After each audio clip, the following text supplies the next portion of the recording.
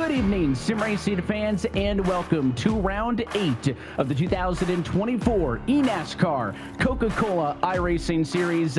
This is the Coca-Cola 160. Pace car going to be down at infield in the hands of Tucker Minter. We're happy that you're with us on the iRacing Esports Network for race number 8 of the season. Let's go racing from Charlotte. Big shot to the outside. Caden Honeycutt took it from low on the outside of the racetrack, but they are nose to nose in the battle for the race lead. Maybe 3 wide for a moment. The 97 Cara Minter finds the lead off of turn 2. 3 wide up front, 3 wide in the back. I saw the 77 Kerwin put 2 tires in the grass down the front stretch, so those distinct kinks in the quad oval here at Charlotte getting a little bit dicey when they're 3 wide like that, but for the most part 2 by 2, some places tighter than they were coming to the restart of this race. Is up front 2 cars clear, now make it 3 clear of the side by side. The 97 Minter slides back at a yellow flag behind the race leaders. Early caution, the 23 of Keegan Leahy, and that right front tire not operating as intended. Right side damage on that car. Something happened to him off of turn 4. Let's wind it back and take a look. Keegan was running in the mid-30s at the time of the accident. That's the 40 car of Dylan Alt behind him, and loosened him up, and that car snapped hard. They both end up with some pretty significant damage for all the chaos up front. That one kind of came out of nothing. The top side, but Parker White hasn't been trying, even when he's had the opportunity to side draft Wilson and pull him back, and I think that's why you see the separation up front here, aside from what we've had on the bottom. See, White gets next to him, doesn't even try to side draft him and pass him. He's content, at least for the moment, to try and push Wilson right, and I think not only help himself, but help everybody up here right now, pull away from the rest of the field. Yeah, but right now, as we see, actually he's going to clear for the lead. Parker White to the lead down the back straightaway here, but that line that Steven Wilson's running, that's very similar to what you see from the real-life racing here.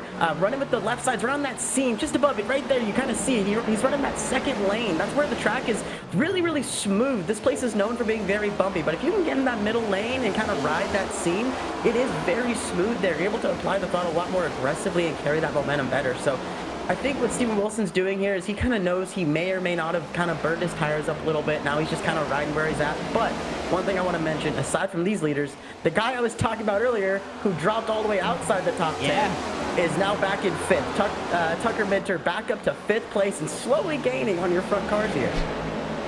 I was going to say, it kind of makes sense to me, right? Everybody's kind of doing their own thing, but we have the 2 teammates here, Graham Bolin and Wyatt Tinsley. To see Graham pull off here now, leaving Tinsley out all on his own, but you know, it's all about just making sure that you manage the race. Oh, we have a yellow flag. Caution in the middle of pit stops is going to shake this one up. Was it Kerwin? Yeah, the 77 big damage. Was slow, and that front end has seen better days. Something happened on the front straightaway, and the run order is going to be absolutely mashed up, and we'll try to sort the pieces and figure out what went wrong. 36 car that we're going to see kind of a center around. Look at Casey Kerwin. He's the one that gets the worst end out of this. He's pulling up on a couple of cars that have yet to pit, and Kwame Scott in the 36, Tyler Gary in the 42. Then you see Salas coming in there. They just missed some cars that pit, and then Salas, I mean, what are you doing there? I get you have a huge run. Kerwin's having to check up. He's trying to pass those cars, but I mean, if you're going all the way down and you're cutting the turf, I don't know what else you expect to happen, and Kerwin just gets the worst end of it.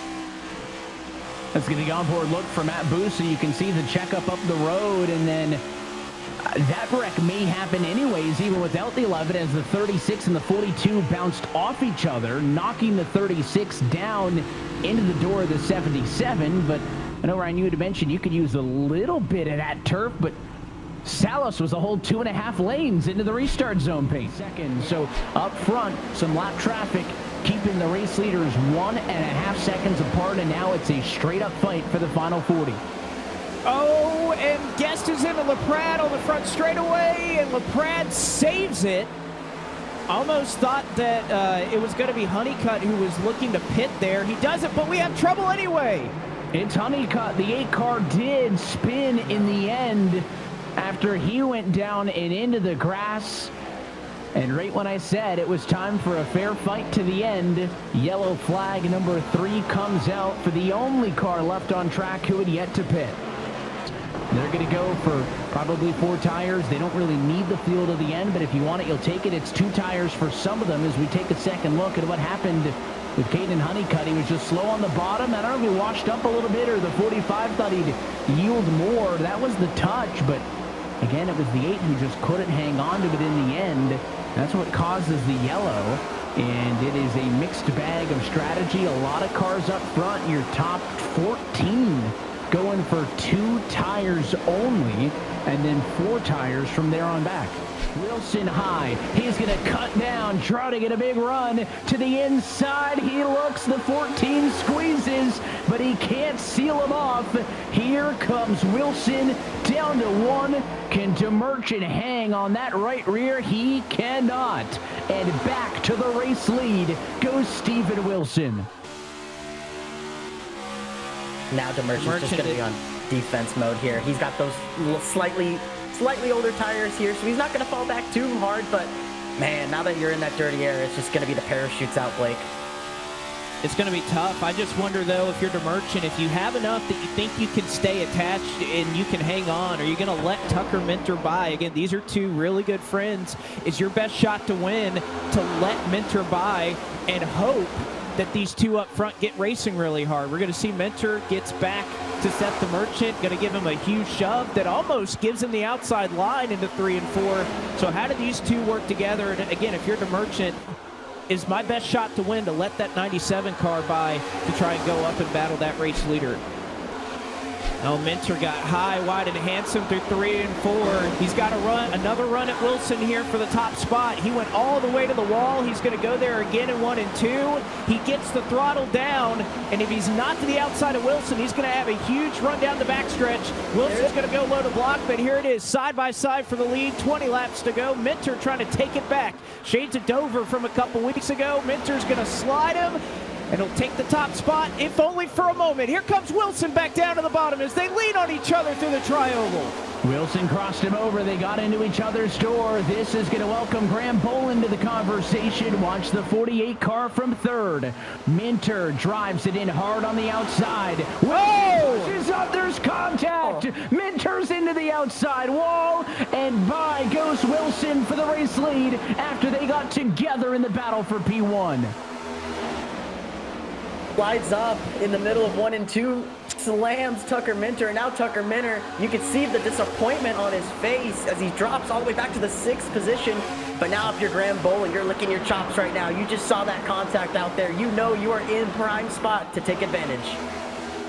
But as you mentioned, this gives Graham Boland an opportunity. How about Parker White as Minter almost into the wall again? Contact with Garrett Lowe, and they're going to wreck further back in the field. Caution is out as Colin Bowden is spun around here in the tri-oval. Cody Bias may have gotten a piece of it as well. Done a good job, but let's watch what happens as they come off the turn 4. The 3 wide all the way through the corner. The 62 clears just as they come off the corner. I don't know if the 17 was trying to force that crossover, but they came together after he turned down, and the 62 might have got a piece of the fence. Physical battle for the lead there resulted in you getting body slammed going into the wall there. Tell us what happened from your perspective. Yeah, I don't know. I mean, I feel like I raced Steven clean all the time. We were having a good battle like we did at Dover, and then he just decided to run me in the wall. So I guess that's how I have to race Steven now. You can see Wyatt Tinsley, he's that first car that has fresher tires. He's going to kind of get trapped here on the top side, but Minter and Tinsley, they look fast. They can go anywhere that they can. They're just going to have to look for open space, and they're going to find it. Minter to the inside of Garrett Maines. Somehow they're 3 wide there. I don't know how they're making that work. And Zelensky gets loose. Minter gets taken out, wins Tinsley into the wall, and the rest of the field is going to spin throughout as the caution flag comes out. And that's exactly where all of that was going to happen, right at the 2 points where we had those tires, fresh tires and old tires. But let's rewind that one and watch it a second time. I mean, you're 3 wide in 2 lanes. I don't know how they made that work as long as it did, and then Zelensky got a little bit loose. Nowhere for Tinsley and Minter to go. Yeah, I mean, Minter just, squeezed into the inside there. He squeezes just in front of Brian LaPrade there. Then he gets clipped from the rear. Then Right there, Zelensky just gets turned and nowhere for the rest of the field to go. Lots of cars involved, flying through the turf. The big if. Mullis wants it on for the number 5 spot. Femi Alonso ahead of him. Femi's got the older tires, so he's blocking the 29 for the moment, and Mullis is trying to push that 22 out of the way. Looks high. Olot's there. Looks low. Now he gets underneath him. Mullis and the 89 of Garrett Lowe coming quick on fresh tires. He's going to get there. He's going to get a big run off the bottom there. One of the only cars that's able to do that tonight, and that's the benefit of those fresh tires. He's now going to try and set up Parker White for second. It's to the inside of the 53 car of Parker White, coming to 3 laps to go. Jimmy Mullis using the fresh tires to his advantage. He's got P2 at the stripe, but how long does Parker White hold him up? Not much longer. He's clear for P2. Garrett Lowe pulls a big slide job in the back there for 4th on Femi Olot.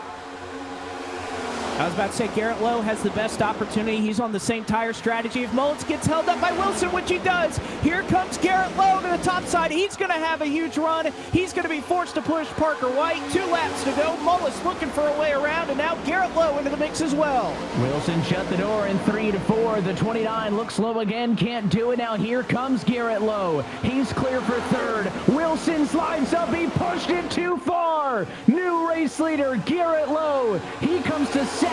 Can he get all the way to Jimmy Mullis? He's got the lead coming to the white flag. Garrett Lowe's going to get a massive run off of turn number 4 here in that middle lane. He's going to close to the rear bumper of Jimmy Mullis, but will it be enough to set up a pass? It's a fair fight now, Blake. Both these cars, fresh tires at the 1 to go.